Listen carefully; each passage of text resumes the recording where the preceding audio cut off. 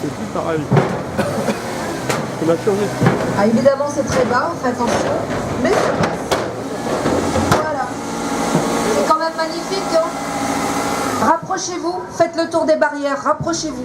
On vous invite à vous rapprocher. Rapprochez-vous, ça sera plus sympa pour échanger, rapprochez-vous. Ne restez pas derrière les barrières.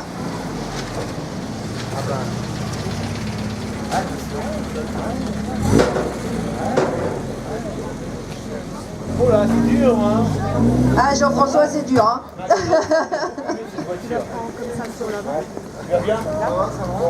Voilà, alors on vous présente Jean-François, qui n'en est pas à sa première voiture, mais il a eu un coup de cœur pour celle-ci. Je te laisse la parole. Effectivement, ma spécialité, c'est pas Ferrari, mais plutôt Porsche. Je fais de la publicité pour toi, hein. Tu tiens un garage. Mais voilà, depuis 32 ans sur la région rennaise, mais je suis spécialisé dans les voitures haut de gamme et sportives. Garage. Et il y a à peu près 2 mois, j'ai craqué pour cette auto qui m'a rappelé des souvenirs, effectivement, du feuilleton Magnum. Les gens des années 60 Elle est magnifique, regardé assidûment. Voilà. Alors cette voiture, tu l'as depuis peu, hein, parce que je te connais quand même, je l'aurais vu. Si tu l'avais, depuis combien de temps tu l'as? Alors c'est un véhicule que j'ai trouvé, j'allais dans une vente aux enchères, puisque c'est un peu mon métier, et j'étais pas du tout parti pour acheter ce style d'auto, et j'étais a priori, quand les enchères ont commencé... Toi qui es un spécialiste Porsche, tu ne voyais pas avec une Ferrari. Voilà, donc je n'étais pas parti pour acheter ça du tout, et j'ai craqué sur l'auto, parce que aussi les gens... s'intéressait pas trop à ce véhicule-là et je comprenais pas trop. Donc du coup j'ai craqué complètement sur cette auto-là qui est dans un état exceptionnel. Elle est dans un état exceptionnel, on dirait qu'elle est quasiment neuve. Elle a combien de kilomètres cette voiture? Très peu. Alors c'est un véhicule qui a 50 000 km d'origine et qui a été pendant 15 ans dans une collection privée suisse.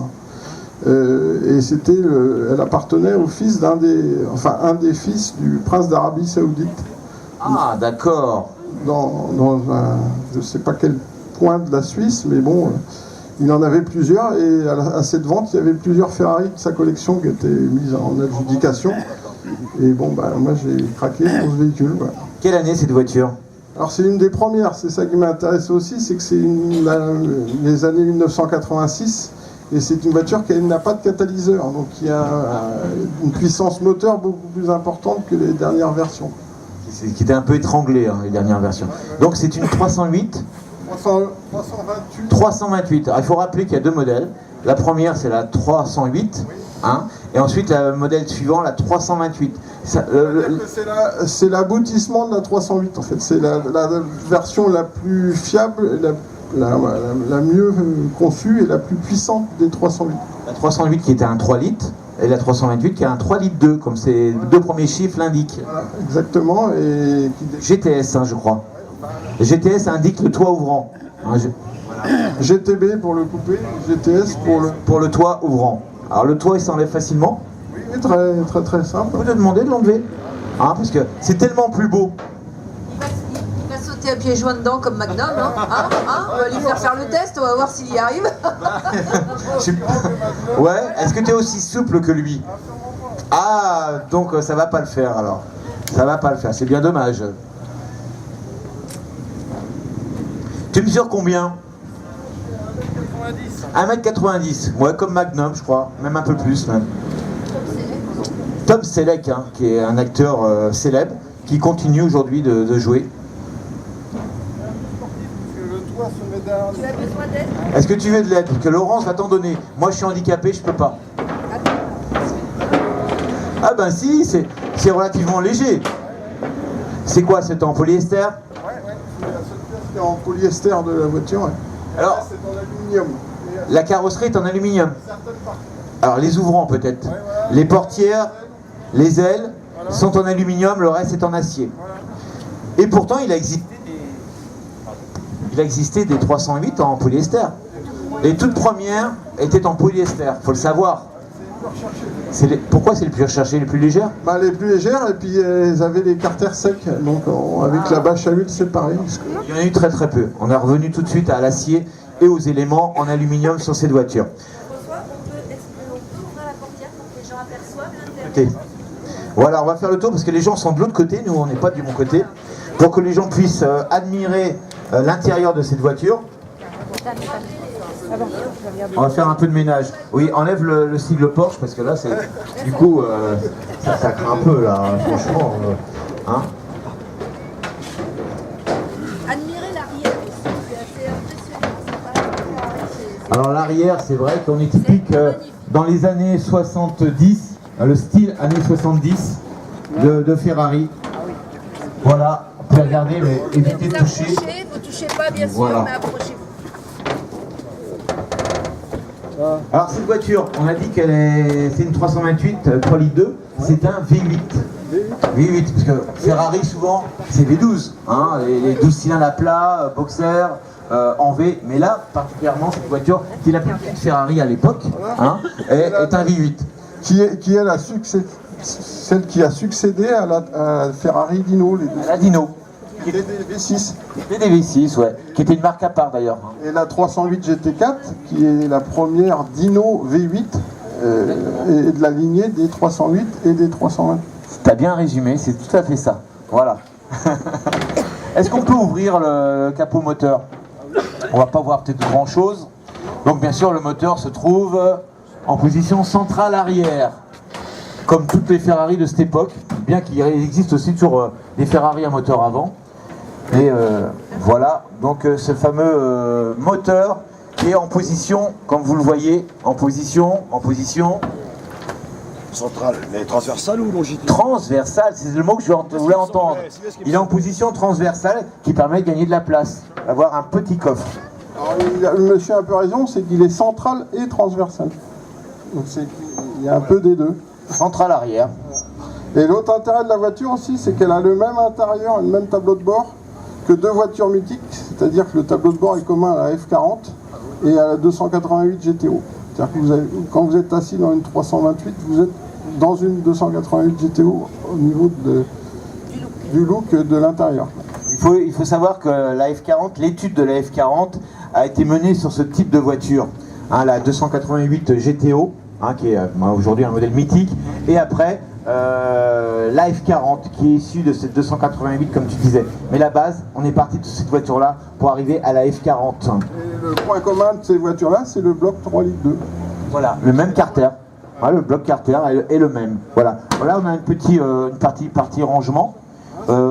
Faut éviter de mettre des denrées périssables. Vous comprenez pourquoi, hein, parce que ça doit chauffer. L'échappement est en dessous, c'est plutôt pour maintenir les plats au chaud. Ça maintient les plats au chaud. C'est ce que je voulais dire en fait. Hein? Il n'avait pas sorti en 2 litres pour l'Italie? Il n'avait pas sorti en 2 litres. Ah, c'est possible qu'il y ait un moteur de litre, oui. Il l'appelait la 208. C'est ça, ouais. La 208, ouais, pour le marché italien. Parce que la législation là-bas est différente. Et voilà. Alors je vois que tu as déjà mis ton petit logo. Hein. Vous connaissez tous le garage Roal Autosport qui se trouve à Saint-Grégoire et qu'on ne présente plus. On a un petit coffre à l'avant, on peut détailler ou il n'y a rien? Il n'y a rien? C'est lui qui fait les préparations. La roue de secours. Bon. On voit des fois avec la Porsche Rallye, là, oui. Pas facile avec le fil, je m'en mêle les pinceaux. Elle est magnifique. Hein. Voilà. Comment vous la trouvez le public cette Ferrari? Elle est belle, hein, franchement. À la roue de secours qui n'est plus à son emplacement.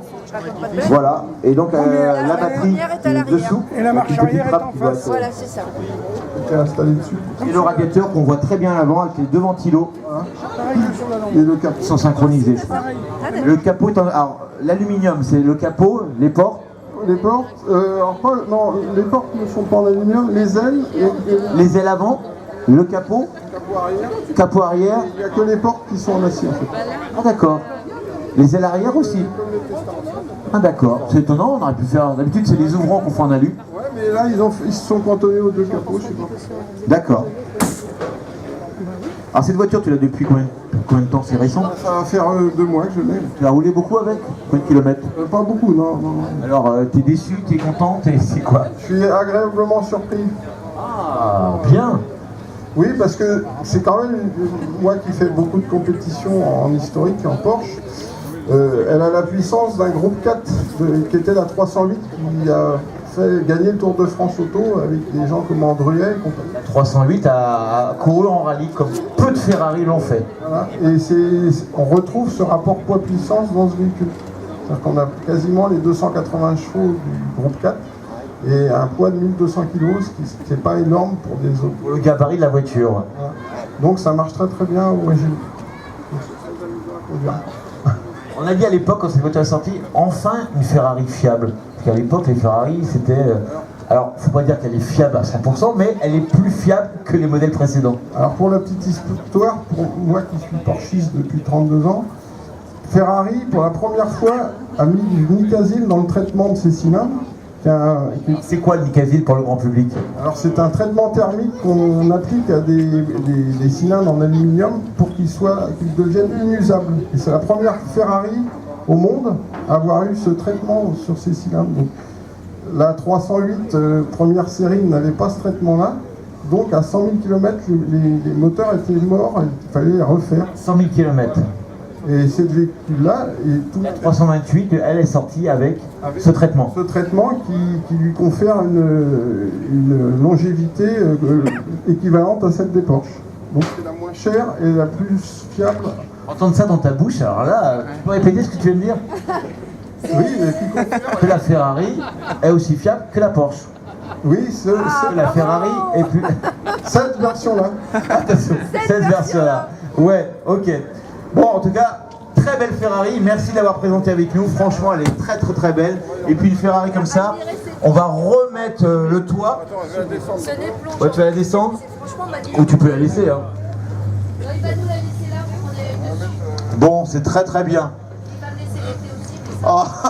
Alors surtout, tu laisses pas les clés à Laurence parce qu'elle est capable de partir sur la côte avec. Hein. Dès qu'elle a un volant dans les mains, c'est terminé. Tu la verras pas ta voiture.